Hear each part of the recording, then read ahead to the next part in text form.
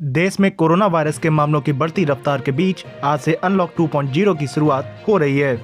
भारत सरकार के द्वारा इसके लिए दिशा निर्देश भी जारी कर दिए गए हैं। ये फेज 2.0 1 जुलाई से लेकर 31 जुलाई तक चलेगा। करीब 4 महीने तक देश में लॉकडाउन रहा और उसके बाद फेज के हिसाब से अनलॉक किया जा रहा है। अनलॉक 1 में काफ़ी गतिविधियों में छूट दी गई थी, जिसके बाद अब अनलॉक 2.0 में इसे बढ़ाया गया है। अनलॉक 2.0 में क्या क्या होंगे बड़े अहम बदलाव, आइए डालते हैं एक नज़र। आज से फ्लाइट और ट्रेनों की संख्या बढ़ाई जाएगी। अभी तक लिमिटेड नंबर में ही अनलॉक 1 में ट्रेन और फ्लाइट्स की संख्या थी, लेकिन अब इस संख्या को 2 गुना तक किया जा सकता है। अनलॉक 1 में नाइट कर्फ्यू का समय रात 9 बजे से सुबह 5 बजे का था, लेकिन अब अनलॉक 2.0 में नाइट कर्फ्यू का समय रात 10 बजे से सुबह 5 बजे तक कर दिया गया है। अनलॉक 1 में दुकानों में 5 लोग से ज़्यादा इकट्ठे होने पर प्रतिबंध था, लेकिन अब अनलॉक 2.0 में दुकानों में 5 से ज़्यादा लोग भी एकजुट हो सकते हैं, लेकिन इसके लिए सोशल डिस्टेंसिंग का पूरा ख्याल रखना होगा। और वहीं बात करें केंद्र और राज्य सरकारों के ट्रेनिंग इंस्टीट्यूट की, तो उनमें भी 15 जुलाई से अब कामकाज शुरू हो सकेगा। अनलॉक 2.0 में काफ़ी रियायतें देने के बाद भी कुछ चीज़ें ऐसी हैं जो अभी भी बंद रहेंगी। केंद्र सरकार ने राज्य सरकारों और केंद्र शासित राज्यों की सरकारों से बातचीत करके अभी स्कूल और कॉलेज 31 जुलाई तक बंद रखने का ऐलान किया है और आगे का फैसला भी राज्य सरकारों से विचार विमर्श के बाद ही लिया जाएगा।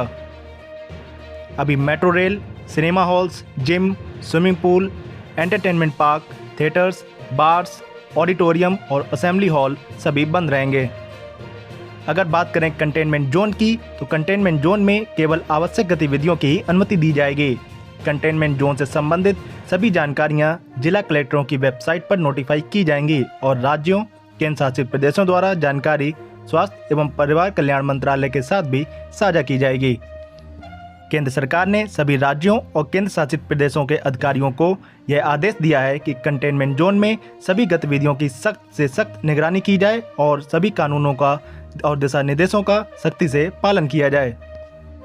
वहीं स्वास्थ्य एवं परिवार कल्याण मंत्रालय के द्वारा भी कंटेनमेंट जोन के परिसीमन और वहां नियंत्रण उपायों के कार्यान्वयन की निगरानी की जाएगी।